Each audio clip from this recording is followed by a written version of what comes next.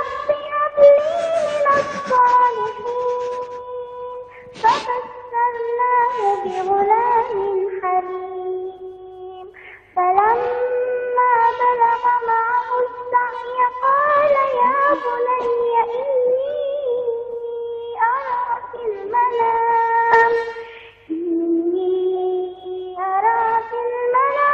أني أذبحك فانظر ماذا ترى قال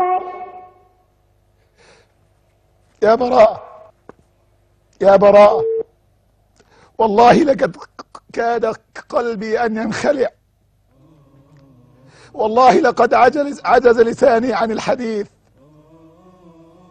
وقد يتساءل الناس ما الذي يبكيك؟ كلكم تعرفون قصة هذه البراءة. أسأل الله أن يكتب لها الشفاء، لأنها تحفظ كتاب الله كاملا. أسأل الله أن يشفيها. وقد دخلت معنا على البرنامج، والله يعلم والله يشهد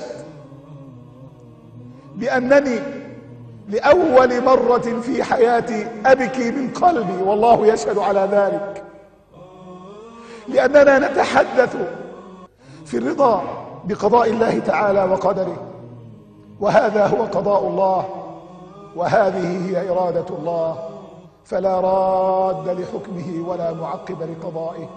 اصبري على أمر الله يا براءة. أسأل الله أن يشفيك وأن يشفي كل مريض مسلم بحق لا إله إلا الله.